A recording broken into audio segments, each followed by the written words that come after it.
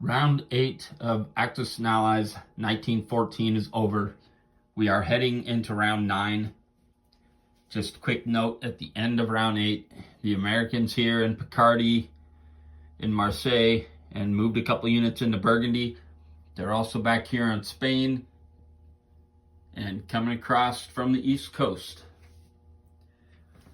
They also landed in Greece. They did not take it with one more unit left, but that is a lot of pressure on Constantinople with that group, and then the British bearing down all around. So the Austrians are purchasing a tank, fighter, artillery, and infantry. They are going to take free Tatarstan with one infantry, though they might need that infantry here in Moscow. They're attacking Moscow. The plan, of course, is to do serious damage to where the Germans can take it. But the revolution might be triggered after this attack and on the Russian turn. And quite honestly, unless it looks like the Germans can take it, we might have to accept the revolution, because the Germans and the Austrians need to turn around, help the Ottomans. There is pressure on Rome. The Austrians are going to attack into Tuscany. We considered up here between Piedmont and Lorraine, all the units there that could attack right there into Burgundy against France. But the Austrians attacked first, and they would pretty much be wiped out by the stack there. There's 25 or so infantry in France alone. So, maybe we move over here to Marseille. I don't know. I just think putting pressure on Rome is better when they probably have the better of this battle. The Americans did move a couple units out of there to make sure that they had a good chance to take Greece. So maybe it's a little vulnerable. And that'll be the Austrians' turn in round 9. We'll see how they do.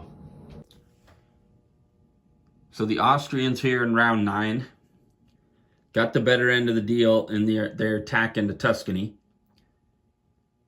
The Italians probably don't have to worry too much. The Americans can help defend, but Austria at least feels comfortable at this point to stay there.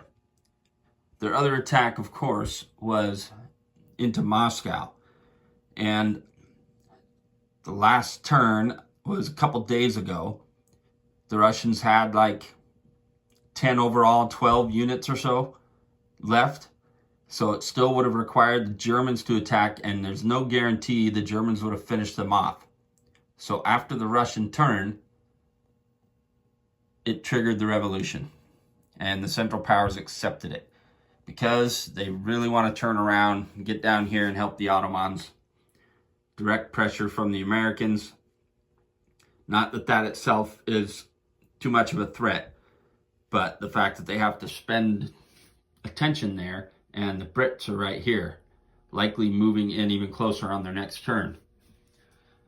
So the revolution has been triggered, and these territories that were still Russian, Kazakhstan, Sevastopol, that's contested territory, but you cannot attack into or out of that territory based on the revolution. And those are the borders down here.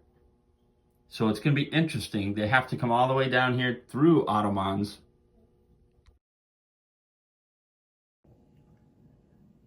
So that is going to be a unique point of this game going forward. Of course, the Germans are purchasing a tank, a fighter, artillery, and a stack of infantry. They are going to be 100% going towards France at this point.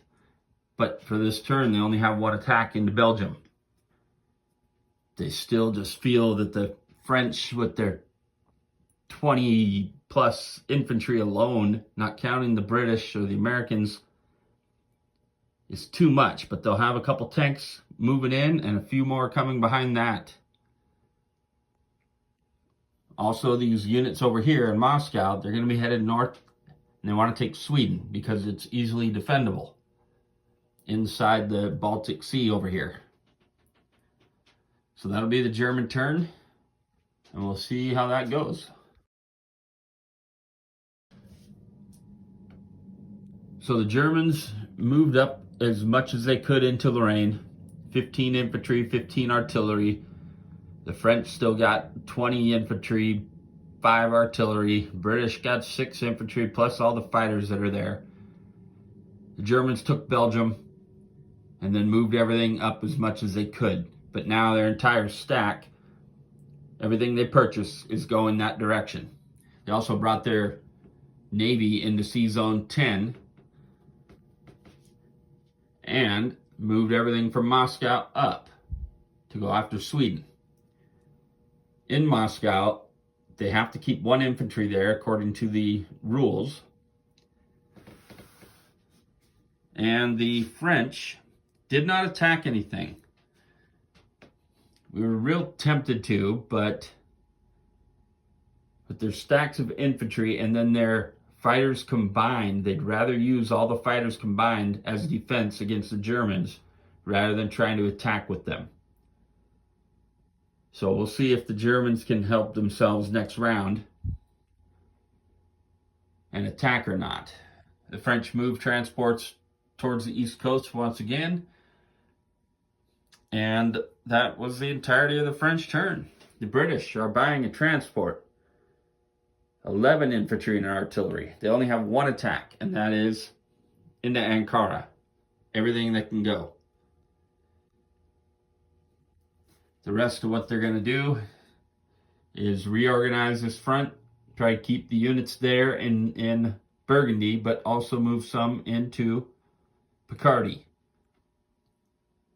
Really tempted to buy some subs, but I think what we'll do as the Americans is move more units into Sea Zone 9. The Germans might try to reutilize their subs and the submarine warfare. We will see if that happens.